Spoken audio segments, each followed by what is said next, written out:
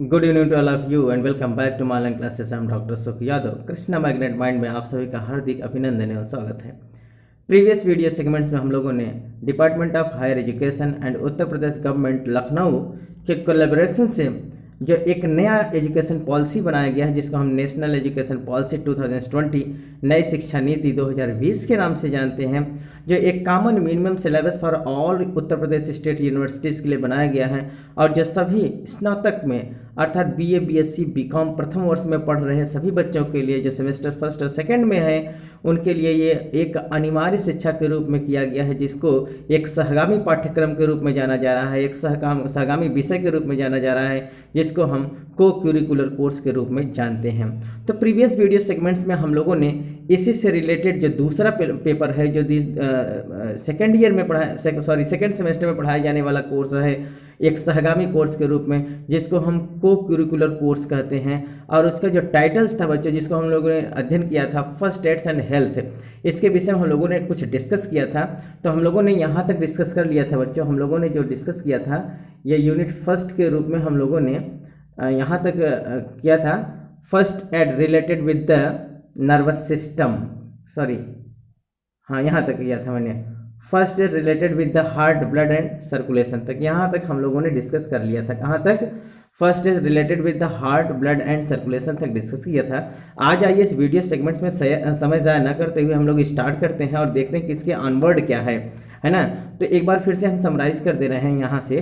First aid related with the heart, blood and circulation, अर्थात heart, blood और circulation, that is the blood circulation या रुधिर परिसंचरण तंत्र से रिलेटेड क्या प्राथमिक चिकित्सा, क्या प्राथमिक उपचार हम किसी पेशेंट को देंगे अपने कौशल, अपने विवेक का प्रयोग करते हुए। तो इसमें हम लोग सबसे पहले जानते हैं basics of the heart and the blood circulation. सबसे पहले हम हार्ट और ब्लड सर्कुलेशन के बेसिक्स को समझ लेते हैं, बुनियादी शिक्षा को ग्रहण कर लेते हैं कि इसके क्या बेसिक्स हैं, क्या फंडामेंटल्स हैं। अर्थात पहले हम हार्ट के स्ट्रक्चर्स को जानेंगे, हार्ट के मॉर्फोलॉजी को जानेंगे, हार्ट में क्या क्या कौन कौन से वाल्व होते हैं, कुछ हार्ट के डिजीजेस जैसे स्टेनोसिस क्या होता है, एथेरोस्क्लेरोसिस क्या होता है, कार्डियक हार्ट अरेस्ट या हार्ट अटैक क्या होता है, इन सब के विषय में हम इसके बेसिक्स को जान लेते हैं। साथ ही साथ ब्लड के सर्कुलेशन, अर्थात ब्लड सर्कुलेशन में कौन कौन सी चीज़ें इन्वॉल्व होती हैं, कौन कौन से ऐसे ऑर्गन है जो रिस्पॉन्सिबल है ब्लड सर्कुलेशन में, आर्टरीज क्या होती हैं, वेन्स क्या होती हैं, कैपिलरीज क्या होती हैं, इन सब के विषय में हम बहुत अच्छे से जानते हैं और जान लेंगे, अर्थात बेसिक्स को जानेंगे, दैट इज द बुनियादी एजुकेशन।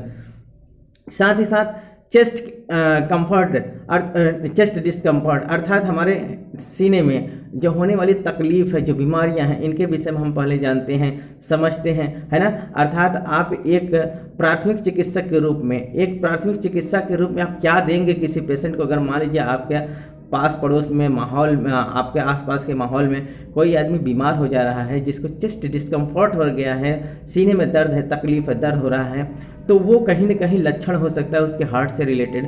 सपोज दैट किसी पेशेंट के बाएं साइड में सीने में दर्द हो रहा है, वजन बना हुआ है, उसको रेस्टलेसनेस फील हो रहा है, तो आप कहीं ना कहीं आपको ये समझ लेना चाहिए या फिर उस पेशेंट को अवेयर करना चाहिए कि आप अपना केयर करिए, नहीं तो हो सकता है कि हार्ट के चांसेस हो सकते हैं, हार्ट अटैक के सिम्टम्स आप क्या रहे हैं। सिनकोप क्या होता है, जैसे कि मैंने बताया था कि एंजाइना पेक्टोरलिस क्या होता है। तो हार्ट अटैक के इन सब सिम्टम्स को जानना होता है और पेशेंट को अवेयर करना होता है, बताना होता है। तो आप एक हेल्थ वर्कर जैसा ही कार्य करेंगे। आपके पास अगर नॉलेज है, स्किलिंग है, आपके अंदर एक समझ है इस चीज़ का, तो आप पूरे समाज, पूरे सोसाइटीज़ में जाकर हर एक पेशेंट को, हर एक आदमी को अवेयर करेंगे कि अगर इस प्रकार का कोई सिम्टम्स आ रहा है, अब अगर चेस्ट में डिस्कम्फर्ट है तो उससे आपको अवेयर होना चाहिए।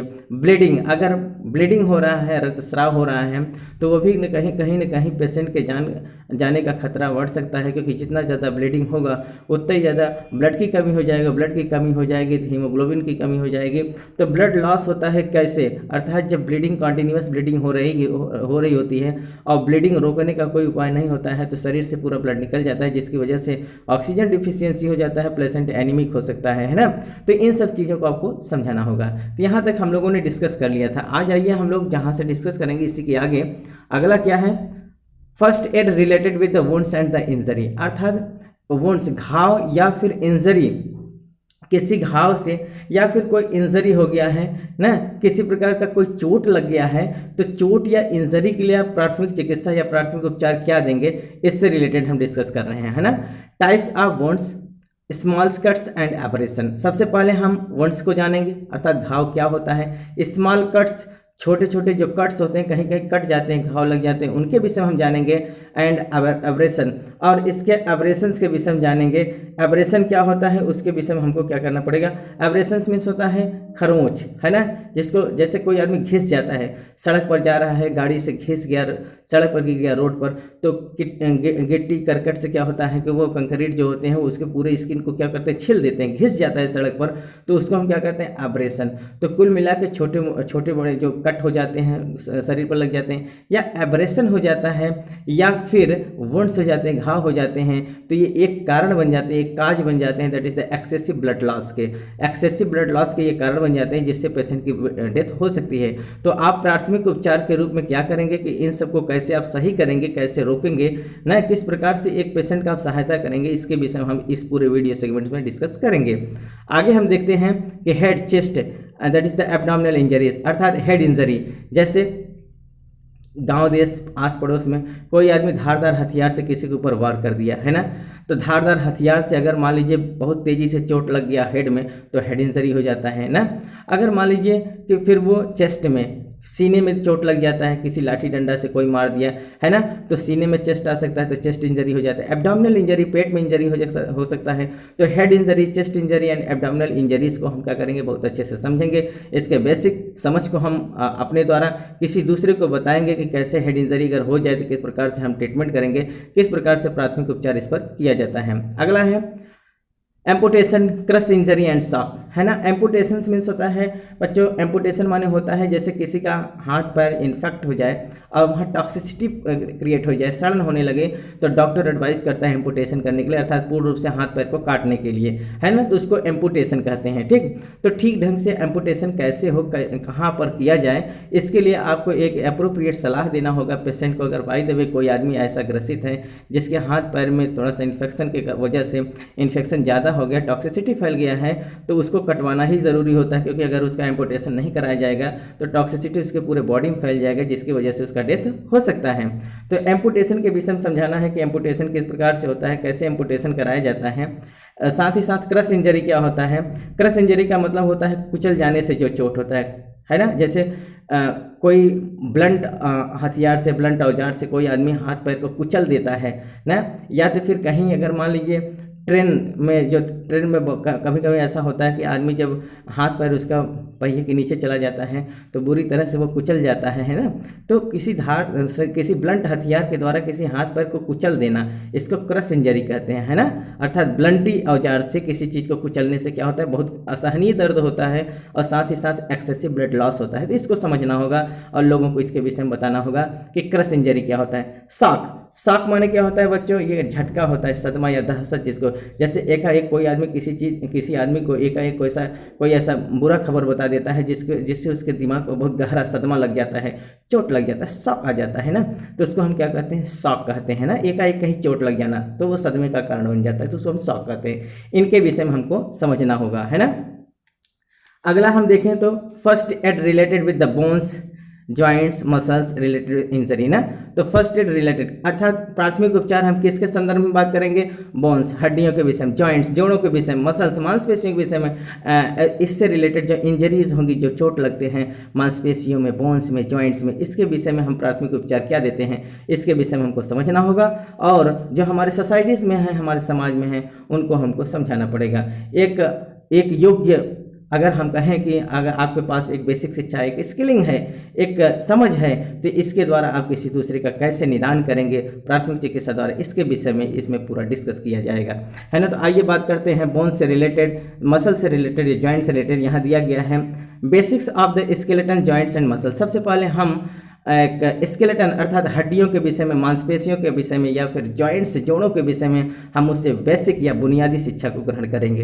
ये क्या बेसिक शिक्षा होता है, क्या बुनियाद होती है, क्या एक बेसिक एजुकेशन होता है in the field of the skeleton joints as well as the muscles, है ना। तो इनके विषय में हमको समझना पड़ेगा। साथ ही साथ जैसे बच्चों हमको ये देखना है कि हमारे शरीर में कुल कितनी हड्डियां होती हैं, है ना। कौन, जैसे हाथ में कुल कितनी हड्डियां पाई जाती हैं, पैर में कुल कितनी हड्डियां पाई जाती हैं, हमारे ब्रेन, हमारे हेड में, यहाँ स्कल में कुल कितनी हड्डियां पाई जाती हैं, हमारे फेस में कुल कितनी हड्डियां पाई जाती हैं, हमारा पूरा बॉडी कितने हड्डियों से बना हुआ है, एक्सियल स्केलेटन किसे कहते हैं, अपेंडिकुलर स्केलेटन किसको कहते हैं, इन सबको हमको अर्थात पूरे बेसिक स्केलेटन को हमको समझना होगा, है ना। साथ ही साथ जॉइंट्स को समझना होगा कि हमारे जो जितने भी जॉइंट्स हैं, चाहे हाथ के जॉइंट्स हो, चाहे पैर के जॉइंट्स हो, चाहे गर्दन के जॉइंट्स हो, तो पूरे जॉइंट्स को समझना होगा। रेंज ऑफ मोशंस को समझना पड़ेगा, है ना। अर्थात हमारे जो ये जॉइंट्स हैं, इन जॉइंट्स के द्वारा हमको मूवमेंट मिलता है। अगर जॉइंट्स नहीं होते बच्चों तो हम लोग मूवमेंट ना कर पाते। तो पूरे जॉइंट्स को, रेंज ऑफ मोशन को भी हम देखेंगे कि हमारा हाथ पैर कितने रेंज तक मोशन करना चाहिए, कितने रेंज तक मूवमेंट होना चाहिए। बॉल एंड सॉकेट जॉइंट्स क्या होता है ना। हिंज जॉइंट्स क्या होता है, पाइवट जॉइंट्स क्या होता है, इन सब के विषय में हम जानेंगे, है ना। साथ ही साथ कुछ और मूवमेंट जानेंगे, जैसे क्या होता है, क्या कहते हैं, एडक्शन क्या होता है, अबडक्शन, इन सब के विषय में, फ्लेक्शन क्या होता है, एक्सटेंशन क्या होता है, इन सब के विषय में हम लोग जानेंगे। जैसा कि एक फिजियो जानता है, ठीक उसी प्रकार से आपको प्रशिक्षित होना चाहिए, आपको समझ होना चाहिए इसके विषय में, है ना। कोई पेशेंट अगर उसका बोन स्टिफनेस हो गया है, स्टिफ का शिकार हो गया, तो उसको कैसे आप सही करेंगे, इसके विषय में आपको बहुत अच्छे से तजुर्बा होना चाहिए, है ना। साथ ही साथ मांसपेशियों में आप देखेंगे जो मसल्स में स्टिफनेस आ जाता है ना, मसल्स स्टिफनेस हो जाता है, मांसपेशियां कभी कभी अकड़ सी जाती हैं, तो इनको कैसे आप ट्रीट करेंगे, है ना। पूरे मांसपेशियों को आप समझना होगा, मसल्स की स्ट्रेंथनिंग क्या होती है, टॉनिसिटी क्या होती है, कैसे आप मेजर करेंगे, इन सब की बहुत अच्छी परख आपको होनी चाहिए। और इस वीडियो सेगमेंट्स के माध्यम से हम आपको पढ़ाएंगे, उसको समझाएंगे किस प्रकार से आप उसको चेक करेंगे किसी पेशेंट का। अगला क्या है, फ्रैक्चर।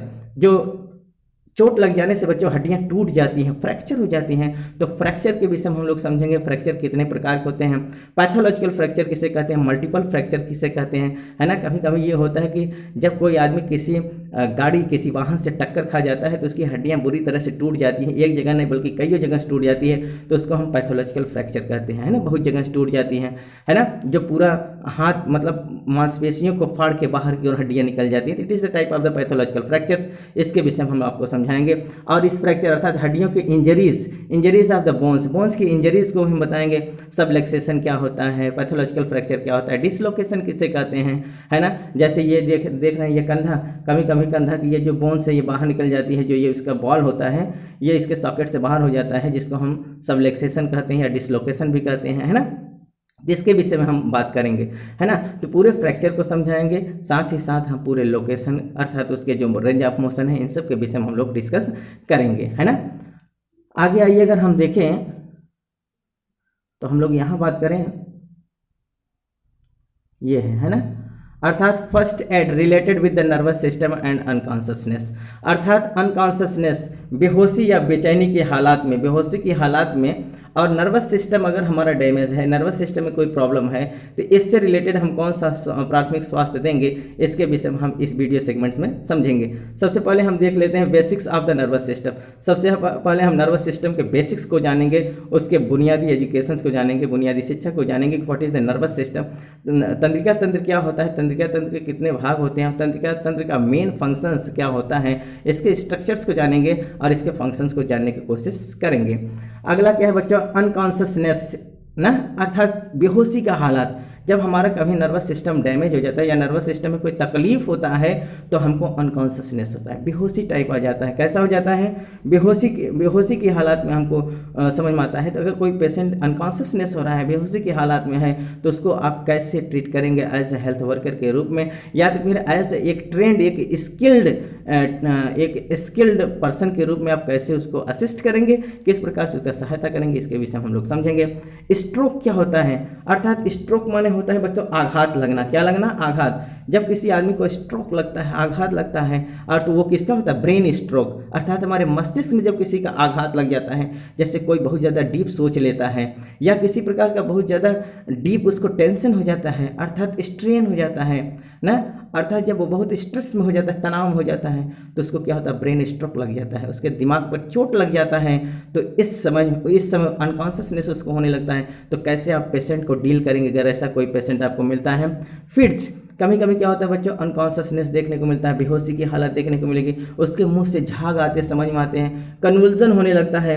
अर्थात कन्वल्जन माने होता है कि उसको दौरा आने लगता है ना, अर्थात हाथ पैर पटकने लगता है और सीधे सीधे अनकॉन्शियस होते होते होते होते क्या हो जाता है, वो गिर जाता है, बेहोश हो जाता है। ठीक है, तो इस प्रकार से सीजर्स आते हैं, झटके आते हैं। सीजर्स क्या होता है बच्चों, दौरा आता है, झटका आता है, मुंह से फिट जाता है। तो कभी कभी आदमी क्या होता है, हाथ पैर पटकता हुआ उसको मुंह से झाग आता है, बेहोश हो जाता है। कभी कभी मुंह से झाग नहीं आता है, केवल हाथ पैर को पीटता हुआ वो बेहोश हो जाता है। तो इस प्रकार से इसको हम क्या कहते हैं बच्चों, इसको सीजर कहते हैं। जब झटका आता है, दौरा आता है, तो उसको हम सीजर कहते हैं। और साथ ही साथ जब फिट जाता है, मुंह से झाग आता है, तो ये जो सिम्टम्स है बच्चों, ये किस में देखने को मिलते हैं, ये एपिलेप्सी में देखने को मिलते हैं। किसमें, एपिलेप्सी, जिसको हम मिर्गी कहते हैं। तो अगर कोई पेशेंट इस प्रकार से है, जो मिर्गी का पेशेंट है, उसमें सीजर्स आ रहे हैं, झटके आ रहे हैं, दौरे आ रहे हैं, अनकॉन्शियसनेस हो रहा है, उसके मुंह से झाग निकल रहा है, तो उसको आप कैसे समझ पाएंगे, उसके क्या साइन एंड सिम्टम्स होते हैं और साथ ही साथ उसके क्या ट्रीटमेंट होते हैं, इसके विषय में हमको बहुत अच्छे से समझना है और इस वीडियो सेगमेंट्स में हम समझाएंगे। अगला है बच्चों, first aid related with gastrointestinal tract, अर्थात जीआईटी से रिलेटेड, हमारे एलिमेंट्री कैनाल और इसके सिस्टम से रिलेटेड जो फर्स्ट एड्स हैं, प्राथमिक उपचार हैं, वो किस प्रकार से होंगे, कैसे दिए जाते हैं, इसके विषय में हम समझेंगे। अगर किसी को गैस्ट्रोइंटेस्टाइनल ट्रैक्ट में प्रॉब्लम है, जीआईटी में प्रॉब्लम है, तो उसके लिए हम प्राथमिक चिकित्सा या प्राथमिक उपचार क्या देंगे, इसके विषय में हमको समझना होगा। इसके विषय में सबसे हम पहले क्या देखें, basics of the gastrointestinal system. सबसे पहले हम गैस्ट्रोइंटेस्टाइनल सिस्टम के बेसिक्स को समझेंगे। एक आहार नाल का जो सिस्टम्स होता है बच्चों, जो हमारे खाने का जो सिस्टम होता है, जिसके माध्यम से हम भोजन करते हैं माउथ के द्वारा, और हमारा पूरा सिस्टम जो होता है, हमारा स्टमक होता है, स्मॉल इंटेस्टाइन होता है, लीवर होता है, पैंक्रियाज होता है, किस प्रकार से ये फंक्शन करते हैं और हमारे भोजन को पचाने का काम करते हैं, इनके फंक्शन के विषय में समझेंगे, इनके कार्य के विषय में समझेंगे, इनके एनाटॉमी के विषय में समझेंगे, और साथ ही साथ इनसे होने वाले कुछ बीमारियां, जिसके जो डिस्कम्फर्ट होते हैं हमारे शरीर के अंदर, उनको हम समझने की कोशिश करेंगे। अगला देखेंगे बच्चों, इनसे रिलेटेड डायरिया क्या होता है ना, अर्थात अगर हम भोजन करते हैं और कंटिन्यू है या दस्त जिसको कहते हैं, डायरिया का अगर कोई केस आ जाता है, किस प्रकार से आप समझ पाएंगे, कैसे सिम्टम्स को पहचानेंगे ये डायरिया का पेशेंट है, और डायरिया में आप क्या इलाज देंगे, क्या ट्रीटमेंट देंगे, प्राथमिक उपचार के रूप में आप क्या उनको संभव करा पाएंगे, क्या दे पाएंगे, इसके विषय में हमको यहाँ समझना पड़ेगा। फूड पॉइजनिंग क्या होता है, अर्थात बच्चों हम किसी भोजन को अगर अपने लिमिट तक खाते हैं तो वो तो हमारा भोजन है, अगर उस भोजन को ही हम लिमिट से ज़्यादा खा लेते हैं तो वो हमारा फूड पॉइजनिंग बन जाता है। फूड पॉइजनिंग कहीं अलग से नहीं बन के आता है, अर्थात जो चीज़ आप खा रहे हैं अगर उसी को आप लिमिट में खाते हैं तो वो आपका भोजन है। अगर उसी को आप एक्सेसिव खा लेते हैं, कहीं ज़्यादा खा लेते हैं, तो हमारे शरीर में अपच हो जाता है, तो वही फूड पॉइजनिंग का कारण बन जाता है ना। तो हमारे खाने वाली चीज़ों में ही कहीं ना कहीं पॉइजन छिपा हुआ है। इसको आप टॉक्सिकोलॉजी में बहुत बेहतर समझ पाएंगे, लेकिन यहीं हम आपको बहुत सारी चीज़ों को बता देंगे कि फूड पॉइजनिंग क्यों होता है, कैसे होता है, जो विषाक्तता हो जाता है हमारे भोजन के साथ, वो क्यों होता है, इसको हम समझाएंगे। और इसके लिए आपको क्या एक प्राथमिक उपचार देना पड़ेगा, क्या ट्रीटमेंट देना पड़ेगा पेशेंट को, इसके विषय में भी हम इस वीडियो सेगमेंट्स में डिस्कस करेंगे। आइए अगला हम देते हैं first aid related with the skin and Burns, अर्थात स्किन और बर्न से रिलेटेड हम क्या प्राथमिक उपचार देंगे कि हमारी जो त्वचा पर किसी प्रकार का कोई इन्फेक्शन हो जाता है, त्वचा पर जो जलन हो जाता है, हम जल जाते हैं, इसके लिए अगर एट वंस आपको क्या इलाज देना है किसी पेशेंट को, बाय द वे आपके आने जाने में कोई आदमी जल गया है या बुरी तरह से इन्फेक्टेड हो गया है, तो वहाँ आपकी क्या मॉरल रिस्पॉन्सिबिलिटी होती है, किस प्रकार से आप उसका हेल्प करेंगे, आइए बात करते हैं इस वीडियो सेगमेंट्स में, है ना। तो यहाँ देखिए first aid related with the skin and Burns के विषय में सबसे पहले हम बेसिक्स ऑफ स्किन को समझेंगे, अर्थात हमारी स्किन जो हमारी त्वचा है बच्चों, ये हमारा इसके बेसिक्स को समझेंगे, अर्थात इसकी एक बुनियादी शिक्षा हम ग्रहण करेंगे कि क्या बेसिक्स है, हमारी स्किन के क्या फंक्शंस हैं और इनकी स्ट्रक्चर क्या होती है, इनके विषय में हम बहुत अच्छे से समझेंगे। अगला क्या होगा बच्चों, बर्न वाउंड्स, अर्थात जो जलने से हमारे शरीर पर घाव बन जाता है ना। अगर कोई पेशेंट जल जाता है तो जलने से जो घाव बनता है उसको हम कैसे ट्रीट करेंगे प्राथमिक चिकित्सा द्वारा, इसके विषय में बात करेंगे। ड्राई बर्न क्या होता है, स्कॉल्ड क्या होता है, दैट इज यहाँ देखिए दिया गया है, burn from the fire heat and stream. तो जो जलना होता है बच्चों, ये हम लोग फायर आग से भी जलते हैं, हीट अर्थात उष्मा से भी जलते हैं, साथ ही साथ भाप से भी जलते हैं स्ट्रीम से। तो कोई आदमी भाप से भी जल जाता है, कोई आदमी उष्मा या ताप से जल जाता है, कोई आदमी फायर आग से जलता है। तो इन सब के लिए आप प्राथमिक उपचार में कैसे ठीक करेंगे, प्राथमिक उपचार में क्या देंगे, इसके विषय में हम इस वीडियो सेगमेंट्स में समझेंगे। और किस प्रकार से स्किन हमारा प्रभावित होता है, डीप बर्निंग किसे कहते हैं, सुपरफिशियल बर्निंग किसे कहते हैं, इन सब के विषय में हम इसको जानेंगे।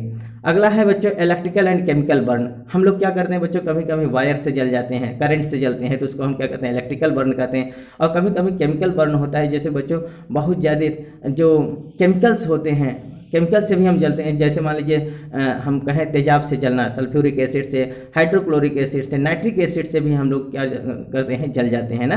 तो कुछ ऐसे डेंजरस केमिकल्स होते हैं जिनके द्वारा भी कोई पेशेंट जल, जैसे मान लीजिए आप लैब में काम कर रहे हैं, लैब में किसी बच्चे के ऊपर सल्फ्यूरिक एसिड गिर गया, नाइट्रिक एसिड गिर गया, तो आपके पास इतनी स्किलिंग होनी चाहिए, इतना परख होनी चाहिए, इतनी समझ होनी चाहिए कि आप एटमस वहाँ अपने प्राथमिक उपचार का प्रयोग करते हुए उस पेशेंट को आप सही कर सकते हैं ना। तो आपको सबसे पहले इसकी समझ होनी चाहिए कि इलेक्ट्रिकल बर्निंग कैसी होती है, केमिकल बर्निंग में क्या होता है, ठीक। अगला क्या होता है बच्चों, सनबर्न है ना, यहाँ दिया गया है सनबर्न अर्थात सूर्य से जलन। इसका मतलब क्या होता है बच्चों, सूर्य से जलना का मतलब क्या होता है कि कभी कभी ये होता है कि जब तेज धूप में हम आते हैं तो तेज धूप में हमारा जो हाथ पैर है, पूरी स्किन जो होती है वो झुलस जाती है। क्या होती है, इसको हम झुलसना कहते हैं। सनबर्न का मतलब क्या होता है, झुलसना। तो कभी कभी धूप की कालिमा पड़ जाती है हमारे पूरी स्किन पर। क्या पड़ जाती है, धूप की कालिमा। इसी को हम क्या कहते हैं, झुलसना कहते हैं। तो झुलसने पर भी हमको प्राथमिक उपचार के रूप में क्या देना होता है, कैसे हम पेशेंट को देंगे और कैसे उसको सही करेंगे। अगला है heat exhaustion and heat stroke. क्या कहता है, heat exhaustion and heat stroke अर्थात उष्माघात। कभी कभी बच्चों ये होता है कि बहुत तेज़ी से जब सूर्य का धूप हमारे शरीर पर लग जाता है, हमारे हार्ट पर लग जाता है, तो उसको हम क्या कहते हैं बच्चों, हार्ट स्ट्रोक कहते हैं। क्या कहते हैं, हार्ट स्ट्रोक अर्थात हमारे हार्ट पर स्ट्रोक लग जाता है। तो वो बहुत ही क्या होता है, बहुत ही खतरनाक होता है, जिससे पेशेंट की जान भी जा सकती है ना। तो उष्माघात जिसको हम हीट स्ट्रोक कहते हैं या फिर इसको कहते हैं हीट एग्जॉशन, इसको हम किस प्रकार से प्राथमिक उपचार के द्वारा सही करेंगे, इसके विषय में हम इस पर बात करेंगे। अर्थात अगला है बच्चों फ्रोस्ट फायर। क्या नाम है, sorry frost bytes. Frost bytes इसको हम कोल्ड बर्न कहते हैं, जिसको हम शीत दंश भी कहते हैं। यहाँ आप देखिए, ये देखिए, इसको क्या कहते हैं, फ्रोस्ट बाइट्स, या हम इसको कोल्ड बर्न्स कहते हैं, या शीत दंश या तुषार दंश भी कहते हैं, ठीक है। तो इसका जो सिम्टम्स होता है, क्या होता है बच्चों, अगर मान लीजिए कभी कभी हम लोग क्या करते हैं, ठंडक में हमको जलन महसूस होती है, जब बहुत तेज़ी से हमारे शरीर में ठंडी लग जाती है, तो हमारे पूरे बॉडी में क्या होता है, एक सिम्टम्स आता है। कौन सा सिम्टम्स होता है, स्किन गेट्स फ्रीज। हमारा जो स्किन होता है बच्चों, बिल्कुल फ्रीज हो जाता है, एकदम ठंडा पड़ जाता है ना। और स्किन गेट्स वेरी कोल्ड, और जो हमारा स्किन होता है बच्चों, वो बिल्कुल कोल्ड हो जाता है, ठंडा हो जाता है ना। देन नम्स, और फिर क्या हो जाता है, वहाँ सन्नाहट आ जाती है। कभी कभी क्या होता है, जब बहुत तेज़ी से ठंड हमको लग जाता है, तो जहाँ हमको ठंड लगा रहता है वहाँ स्किन हमारी बिल्कुल फ्रीज हो जाती है, ठंडी हो जाती है। और साथ ही साथ स्किन हमारा क्या होता है, बहुत ठंडा वहाँ हो जाता है, और वहाँ नम्बनेस हो जाता है, अर्थात सुन्नता आ जाती है। अगर किसी चीज़ से आप वहाँ रबिंग करेंगे तो वो समझ में नहीं आएगा, है ना, अर्थात सेंसेशन लॉस हो जाता है, हार्ड एंड पेल। और फिर क्या हो जाता है, जो वहाँ की स्किन होती है बच्चों, वो स्किन पूर्ण रूप से हार्ड हो जाती है और वहाँ पीला पड़ जाती है। क्या पड़ जाती है, हार्ड हो जाती है और पीला पड़ जाती है, ठीक। तो इसको हम क्या कहते हैं, इसको हम फ्रोस्ट बाइट्स या फिर कोल्ड बर्न कहते हैं, ठीक। अगला है बच्चों फीवर एंड हाइपोथर्मिया। बहुत इंपॉर्टेंट चीज़ है बच्चों। अगर हमारे बॉडी का टेम्परेचर बढ़ जाता है तो हम उसको क्या कहते हैं, फीवर कहते हैं। अर्थात बॉडी टेम्परेचर जो हमारे, जितना हमारा बॉडी टेम्परेचर कितना होता है, 37 डिग्री सेंटीग्रेड। अगर हमारा बॉडी टेम्परेचर 37 डिग्री सेंटीग्रेड से एक्सेसिव हो जाता है तो हम कहते हैं कि हमको फीवर हो गया है ना, अर्थात वो हाइपरथर्मिया हो गया। और कभी कभी बहुत तेज़ी से ठंड लग जाने से क्या होता है बच्चों, कि हमको हाइपोथर्मिया हो जाता है। हमारा बॉडी का टेम्परेचर जो होता है 37 डिग्री सेंटीग्रेड से नीचे आ जाता है, अर्थात वो 36 डिग्री सेंटीग्रेड से नीचे क्या होता है, डाउन हो जाता है। और जिसकी वजह से हमको बहुत तेज़ी से ठंडी महसूस होती है, अंदर से ठंडक लगती है ना। बच्चों नेचर ने हमको किस प्रकार से अडॉप्टेड किया है, हम लोग कैसे अडॉप्ट हैं, नेचर ने हमारे पूरे बॉडी को कवर्ड किया है स्किन से, और साथ ही साथ हमारे बॉडी को, हमारे जो हमको कैसा बनाया है, वो वार्म ब्लडेड बनाया है। हमारा ब्लड जो होता है वो वार्म होता है, अर्थात हमारा हीट जो होता है वो कंज्यूम, हमारे कंजर्वेशन, हम लोग अपने हीट का कंजर्वेशन करते हैं, अर्थात हमारा हीट बाहर न जाने पाए, इसके लिए हमको कपड़े से अपने बॉडी को ढकना होता है ना। और हम लोग कैसे, हमारा नेचर ने हमको कैसा बना दिया है, हमारा बॉडी हेयर से ढक दिया है। तो जितने मैमल्स होते हैं बच्चों, उनका बॉडी हेयर से ढका होता है, क्यों? For the conservation of the heat को कंजर्व करने के लिए। तो कहीं ना कहीं जो बॉडी हमारा 37 डिग्री सेंटीग्रेड, हम लोग कैसे हैं बच्चों, हम लोग जो होते हैं वो वार्म ब्लडेड है, अर्थात हमारा बॉडी टेम्परेचर पूरे साल भर कांस्टेंट रहता है, 37 डिग्री सेंटीग्रेड बना रहता है, चाहे वो ठंडक बाहर ज़्यादा हो, चाहे गर्मी बाहर ज़्यादा हो, लेकिन हम लोगों का टेम्परेचर वेरिएट नहीं होता है। और एनिमल्स का टेम्परेचर वेरिएट होता है, जैसे हम फिशेस की बात करें, रेप्टाइल्स की बात करें, एम्फीबियंस की बात करें, तो इनका जो बॉडी टेम्परेचर है वो वेरिएट होता है, लेकिन हम लोग का बॉडी टेम्परेचर वेरिएट नहीं करता है, इसलिए कि हम लोग हीट को कंज्यूम करते हैं और ये हीट हमारा बाहर न जाने पाए। कभी कभी बहुत तेज़ी से जब हमको ठंडी लग जाती है तो हमारा हीट क्या होता है, बाहर हमारा हीट कम हो जाता है, क्यों? क्योंकि बाहर की ठंडी अंदर आ जाती है। तो जब हमको ठंडी अंदर से लग जाती है तो उसी को हम हाइपोथर्मिया कहते हैं। तब हमारा बॉडी का टेम्परेचर 37 डिग्री सेंटीग्रेड से डाउन हो जाता है, रिड्यूस हो जाता है, अर्थात वहाँ हमारा टेम्परेचर 98.6 डिग्री फ़ारेनहाइट से घटकर 95 डिग्री फ़ारेनहाइट तक भी या इससे नीचे भी आ जाता है। तो हमको बहुत तेज़ी से ठंड लगता है, अंदर से बहुत तेज़ी से क्या होता है, ठंड लगता है। और ये हाइपोथर्मिया का एक और भी कारण बच्चों, हमारे बॉडी में जब पानी की कमी हो जाती है तो हमको हाइपोथर्मिया हो जाता है, हमको अपने आप ठंडक लगने लगती है। दुबला पतला जो आदमी होता है बच्चों, उसको ठंडी ज़्यादा लगती है, क्यों? क्योंकि उसके अंदर पानी की कमी होती है। तो अगर आप पानी का इंटेक प्रॉपरली अपने पास रखेंगे, ज़्यादा से ज़्यादा पानी का यूज आप करेंगे, तो मैंने बताया था कि पर डे हर एक आदमी को, एक हेल्दी पर्सन को पर डे 8 लीटर पानी पीना चाहिए। तो जितना कंटेंट आपके बॉडी में वाटर का बना रहेगा उतना ही आपका हीट जो होता है वो कंजर्व रहेगा। पानी की कमी हुई कि बाहर की ठंडी आपको लग जाएगी, तो वहाँ हाइपोथर्मिया हो जाता है, और ये हाइपोथर्मिया पेशेंट के डेथ का कारण बन सकता है ना।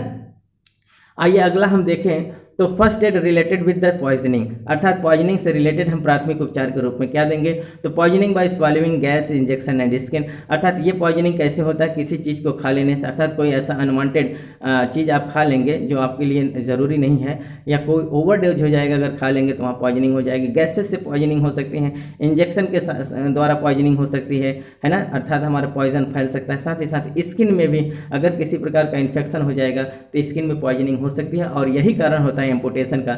अगर पॉइजनिंग हमारे बॉडी में कहीं इन्फेक्टेड हो गया बच्चों, कहीं ज़्यादा हमारे स्किन के द्वारा से हमारे हाथ पैर में फैल गया, तो वो हमारे हाथ पैर को काटने का नौबत आ जाता है, जिसको हम एम्पुटेशन कहते हैं। तो पॉइजनिंग बहुत ही खतरनाक चीज़ है, इसके विषय में हमको इसमें समझना होगा। अगर किसी को पॉइजनिंग हो गई तो उसको हम फर्स्ट एड में क्या देंगे, इसके विषय में हमको डिस्कस करना है इसी वीडियो सेगमेंट में। आइए अगला हम अगर देखें, तो आइए अब हम सेकंड यूनिट के अभी हम डिस्कस कर रहे हैं। कौन सा यूनिट? सेकंड यूनिट के विषय में हम लोग डिस्कस कर रहे हैं, और अब हम ये बात करेंगे कौन सा, first aid related with the bytes and stings, अर्थात किसी के काटने से या किसी के डंक मारने में, अगर किसी ने काट लिया या किसी ने डंक मार लिया, कोई विषैला जानवर अगर किसी को काट लेता है बच्चों, या कोई ऐसा इंसेक्ट जो डंक मार देता है, तो उस समय आपका क्या मॉरल रिस्पॉन्सिबिलिटीज़ होती है, उसको कैसे आप सही करेंगे, अपने कौशल के द्वारा क्या प्राथमिक उपचार देंगे, आइए इसके विषय में हम लोग डिस्कस करते हैं, है ना।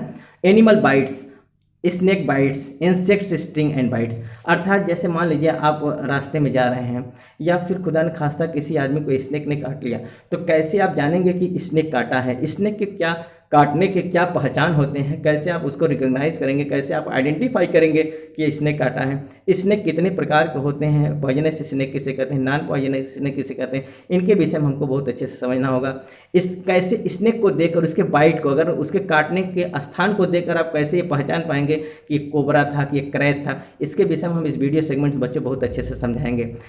अगर कोई इंसेक्ट स्टिंग मार दिया, कोई डंक मार दिया, तो उस समय आप प्राथमिक उपचार में क्या देंगे, किस प्रकार से उस पेशेंट का सहायता आप कर सकते हैं, बाइट कितने प्रकार के होते हैं, इसके विषय में हम आपको समझाएंगे कि पॉइजनस स्नेक क्या होते हैं, नॉन पॉइजनस स्नेक किसे कहते हैं, एंटी वेनम इंजेक्शन क्या होता है, कैसे दिया जाता है, इन सब के विषय में बच्चों हम इस वीडियो सेगमेंट्स में डिस्कस करेंगे। अगला है क्या बच्चों, first aid related with the sense organ, sense organ से रिलेटेड क्या हम प्राथमिक उपचार देंगे। तो सबसे पहले हम समझ लेते हैं basics of the sense organ, sex organs के क्या बेसिक्स हैं, क्या फंडामेंटल्स हैं, क्या बुनियादी शिक्षा है, इसके विषय में सबसे पहले हमको समझना होगा, हमको जानना होगा। साथ ही साथ अगला क्या है बच्चों, foreign objects in the eyes, ears, nose and skin, अर्थात कौन कौन से फॉरेन इन्वाइडर्स हैं, कौन कौन से ऐसे बैक्टीरिया हैं, वायरस या कोई और भी पैथोजेंस हैं जो हमारे आँख में इन्फेक्शन कर सकते हैं, हमारे कान में इन्फेक्शन कर सकते हैं, हमारे नाक में इन्फेक्शन कर सकते हैं, साथ ही साथ हमारे स्किन में इन्फेक्शन कर सकते हैं। तो ये हमारे ये जो आँख है बच्चों, आँख, कान, नाक, स्किन, ये सब हमारे सेंसिटिव ऑर्गन्स हैं। क्या है? अर्थात ये सेंस ऑर्गन, संवेदी अंग हैं